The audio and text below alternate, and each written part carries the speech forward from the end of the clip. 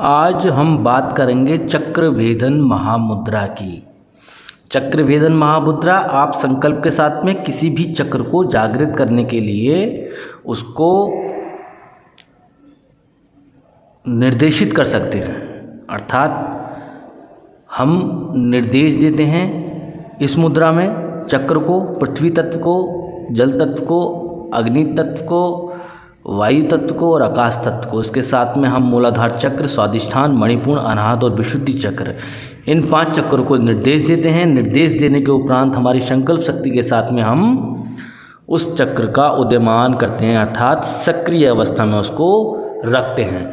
चक्र तो सभी हमारे सक्रिय अवस्था में रहते हैं, तभी हमारी बॉडी काम करती है, कार्य करती है, कार्य करने की क्षमता उसमें लगातार बनी रहती है। लेकिन हम बात कर रहे हैं सूक्ष्म शरीर की, हम बात कर रहे हैं उस शरीर की जो हमें स्वप्न में दिखाई देता है, स्वप्न अवस्था में कार्य करता हुआ दिखाई देता है। उस शरीर के अंदर तमाम सारे तत्व, तमाम सारे नाड़ियाँ, तमाम सारे चक्र विराजमान रहते हैं और विधिवत तरीके से उस शरीर का संचालन करने के लिए कार्यरत रहते हैं। लेकिन ये हमारी स्थूल बॉडी, जिसको हम बोलते हैं अपना स्थूल शरीर, जिसको हम बोलते हैं हमारा भौतिक शरीर, जो अभी हमारे सामने है, जो हमें हमारे कार्य करने के लिए हमारे साथ में सदैव तत्पर रहता है, जो हमारी प्राण ऊर्जा के साथ में मिलकर के हमारे जीवन को चलाता है। तो ऐसे स्थूल शरीर जिसमें चक्रों का, प्राणों का और तत्वों का अनुभव करना बहुत कठिन होता है, बहुत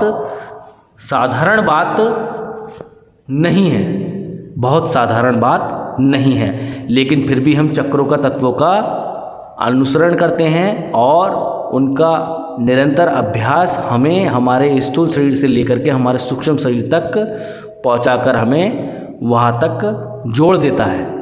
यही कारण होता है कि हमारा सूक्ष्म शरीर और हमारा स्थूल शरीर दोनों भिन्न हैं, एक ही धागे के 2 सिरे हैं, लेकिन साथ इस अवस्था में एक बीच में एक माध्यम एक काम करता है, जिसको बोलते हैं कारण शरीर। शरीरों के माध्यम तो हम बाद में जानेंगे, लेकिन अभी हम बात कर रहे हैं चक्रभेदन महामुद्रा की। चक्रभेदन महामुद्रा की जिससे हम कोई भी संकल्प धारण करके किसी भी चक्र को सक्रिय कर करके अपने शरीर के अंदर उसका उदय कर सकते हैं। तो ये मुद्रा जो महत्वपूर्ण है, जो दिव्य है, जो हठ योग की सबसे प्रथम शैली में लिखी गई थी। भगवान गार्गी ने इस मुद्रा के विषय में बहुत कुछ लिखा था, लेकिन महर्षि पतंजलि ने इस मुद्रा के विषय में बहुत कुछ बताया है। ये मुद्रा जो हमारे अंतःकरण को शुद्ध कर देती है, ये मुद्रा हमारी कुंडली महाशक्ति को जागृत करती है, ये मुद्रा हमारे चक्रों को, तत्वों को शुद्ध कर करके हमारे अनुकूल बना करके हमारे साथ कार्य करने के लिए तत्पर बनाती है। तो बिना कुछ समय गवाए हम इस मुद्रा को कैसे करते हैं जानेंगे, किस तरीके से हमें मुद्रा करनी चाहिए। तो मुद्रा करने के लिए आपको दोनों हाथों को इस तरीके से रखना होगा, ये जैसे कि मैं इस वीडियो में दिखा रहा हूँ आपको, ठीक है। यहाँ कुछ इस तरीके से आपको करना है, यहाँ कुछ इस तरीके से आपको करना है। तो जब ये इस तरीके से आप करेंगे तो ये आपको कुछ जो योनि मुद्रा होती है उसके अनुरूप आपको ये दिखाई देगी। योनि मुद्रा का बहुत बड़ा विखान है, हठ योग प्रदीपिका में इसके विषय में बहुत कुछ महर्षियों ने लिखा है, लेकिन ये योनि मुद्रा के सदृश ही मुद्रा मानी गई है। चक्रभेदन मुद्रा के नाम से ही जानी जाती है। इस मुद्रा को इस तरीके से किया जाता है, देख लीजिएगा, इस तरीके से किया जाता है।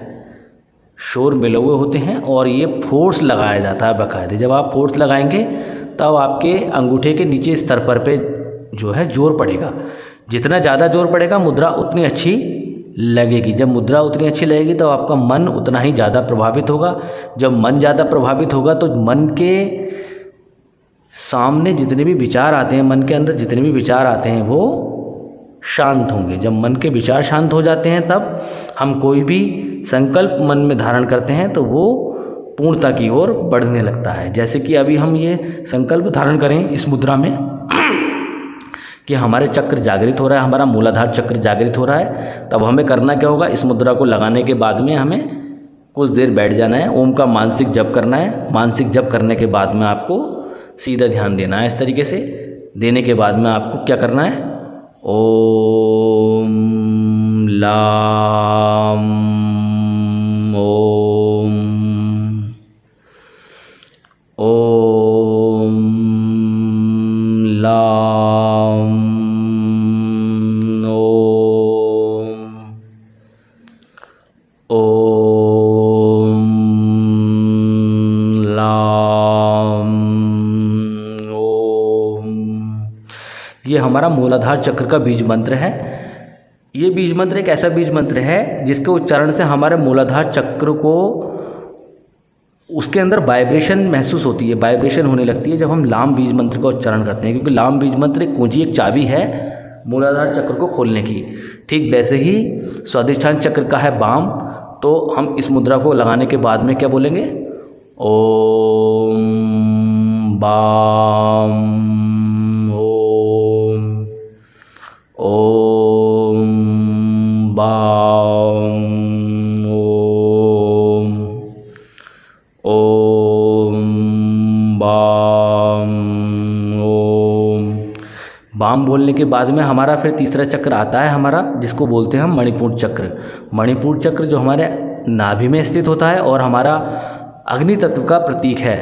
तो इस तत्व का जो आधार है वो कुछ इस तरीके से है। इस तत्व का जो बीज मंत्र है वो राम है, तो हम इसको बोलेंगे राम।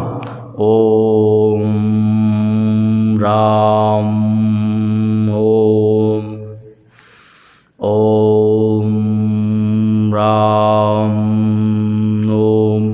इस तरीके से आपको पांचों चक्रों के बीज मंत्रों को बोल जाना है। चलो मैं पांचों बीज मंत्र बोल दे रहा हूँ। इसके बाद में आता है हमारा वायु तत्व। वायु तत्व जो हमारा अनाहत चक्र है, अनाहत चक्र जो हमारे कौड़ी प्रदेश में स्थित होता है, हमारे हृदय के जस्ट बराबर में ही वो विद्यमान रहता है, अर्थात हमारी नाभि से 4 अंगुल ऊपर की ओर वो स्थित रहता है। नादलिंग भी वहाँ पर स्थित है, लेकिन नादलिंग के बारे में हम विस्तार से बाद में बात करेंगे। अभी के लिए हम केवल अनाहत चक्र के बीज मंत्र का उच्चारण करते हैं। तो अनाहत चक्र का बीज मंत्र का उच्चारण, बीज मंत्र क्या है, याम, या यहाँ पे अंकी बिंदी। तो बोलते हैं ओम याम ओम, ओम याम ओम, ओम याम ओम। अब याम बीज मंत्र बोलने के बाद में ये तो हमारे चारों जो चक्र हो गए ये अलग हो गए, लेकिन एक चक्र हमारा है विशुद्धि चक्र। वो विशुद्धि चक्र अपने आप में परमेश्वर का चक्र माना जाता है, आकाश तत्व। इसको आकाश तत्व के अंदर ये चक्र विद्यमान रहता है, जिसको विशुद्धि चक्र के नाम से जानते हैं। विशुद्धि चक्र जिसने इन चारों का निर्माण किया, अर्थात जो निर्माण का साक्षी है इन चारों का। अगर विशुद्धि चक्र न हो तो इन चारों का कोई अस्तित्व नहीं है। विशुद्धि चक्र से ही ये चारों चक्र सक्रिय होकर के उदयमान होते हैं और ऊर्जा लेकर के काम करते हैं। अगर विशुद्धि चक्र निष्क्रिय अवस्था में चला जाए तो ये कोई भी चक्र कार्यरत नहीं रहने का, अर्थात बॉडी डेड हो जाएगी। तो विशुद्धि चक्र का जो बीज मंत्र है उसको बोलते हैं हाम। लाम भी बोलते हैं, बहुत से ऊ बोलते हैं, बहुत से ओम का उच्चारण भी इसमें करते हैं, लेकिन हम बोलेंगे छाम। छाम छाम हम यूँ बोलते हैं क्योंकि छा का अर्थ ये है कि जब छा का बीज मंत्र हम बोलेंगे तो ऊपर से आवाज़ आती है, साथ में हम बोलेंगे इसका छाम। हाम भी है, हा पे अंकी बिंदी, हाम भी है, हाम है, छाम है, आम है, आ पे अंकी बिंदी। तो इस तरीके से आप उच्चारण कर सकते हैं, लेकिन इसमें सबसे ज़्यादा प्रभावशाली जो उच्चारण अगर आप करेंगे तो वो है ओम की ध्वनि। ओम की ध्वनि का जब उच्चारण आप करेंगे तो ओम की ध्वनि के अंदर सभी बीज मंत्र उच्चारित होते हैं। लेकिन जब हम बीज मंत्रों का उच्चारण चक्रों में करते हैं तब हम उसी चक्र को प्रभावित करते हैं जिस चक्र का बीज मंत्र हम बोल रहे हैं। लेकिन जब हम ओम का उच्चारण करते हैं किसी भी मुद्रा के साथ में, तो हम सभी चक्रों को बराबर मात्रा में वाइब्रेट करते हैं, अर्थात सक्रिय करते हैं एक साथ। वैसे अगर हम करेंगे बीज मंत्र के साथ में तो कि एक ही चक्र प्रभावित होगा और सक्रिय अवस्था में आएगा, लेकिन जब हम ओम की ध्वनि से उच्चारण करेंगे तब हमारे सभी चक्र स्पंदित होकर के ऊर्जावान होकर के ऊपर की ओर सक्रिय होंगे। तो ये एक विधि है, चाहे आप ओम की ध्वनि के आधार से करें या आप बीज मंत्र के आधार से करें, ये आपके ऊपर डिपेंड करता है। अगर आप चाहें कि भाई आपको मूलाधार चक्र की ही साधना करनी है तो 7-7 दिन के हिसाब से आप डिवाइड कर लीजिएगा इस मुद्रा के साथ में। इस मुद्रा के साथ में 7-7 दिन के हिसाब से आप डिवाइड कर लीजिएगा। 7 दिन इस तरीके से करना है इस मुद्रा के साथ में।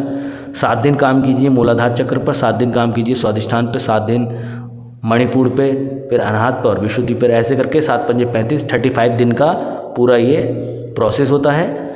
35 दिन जब आप इसका पूरी प्रोसेस कर लेंगे तब आप, मैं समझता हूँ कि जैसा आप थे वैसा नहीं रहेंगे आप। थोड़ा बहुत परिवर्तन तो छोड़ो, आपके अंदर इतना परिवर्तन आ जाएगा कि आप स्वयं सोचेंगे, पहले ही दिन से पहले ही साधना जब आप करेंगे तभी से आपका अंदर नए नए बदलाव और नए नए परिवर्तन होने लगेंगे। क्योंकि ये जो साधना है सूक्ष्म शरीर की साधना मैं बता रहा हूँ, इसको इस मुद्रा के साथ में ये साधना की जाती है।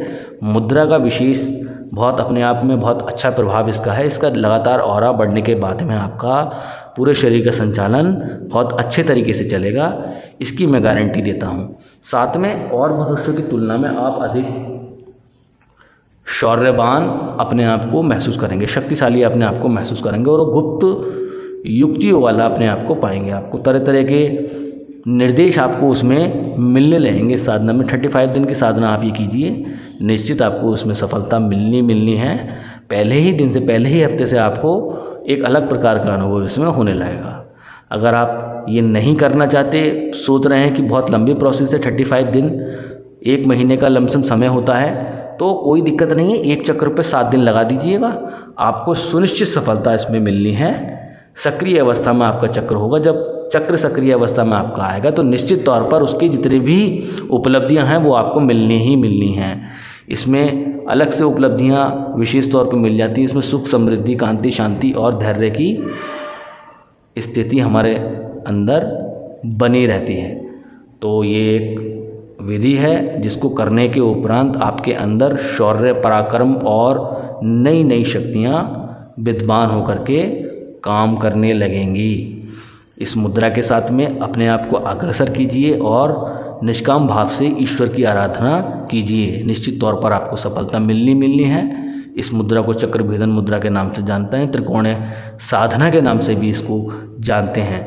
तो इस मुद्रा को करने के उपरांत ही आपको नए नए संकल्प, नए नए विकल्प देखने को मिलेंगे, नए नए दृश्य देखने को मिलेंगे, नई नई संपत्ति आपको देखने को मिलेगी। स्वप्न अवस्था में भी आप बहुत कुछ इसमें देख सकते हैं। आपको भय भी लग सकता है इस मुद्रा को करने के उपरांत, लेकिन किसी भी चीज़ से घबराना नहीं है, डरना नहीं है। पूर्ण निष्ठा के साथ में, पूर्ण समर्पण के साथ में आपको मुद्रा करके साधना करनी है और आगे बढ़ना है। यही लक्ष्य जीवन का होना चाहिए, यही उद्देश्य जीवन का होना चाहिए। जो भी करें आप निष्काम भाव से, लोगों की सेवा के लिए, मनुष्य के कल्याण के लिए और विश्व के कल्याण के लिए करें, सुनिश्चित आपको सफलता मिलेगी। ईश्वर आपका पूरा पूरा सहयोग और साथ देंगे। तो मिलते हैं एक अगली वीडियो में एक नई मुद्रा के साथ में, एक नए ज्ञान के साथ में। जय महाकाल।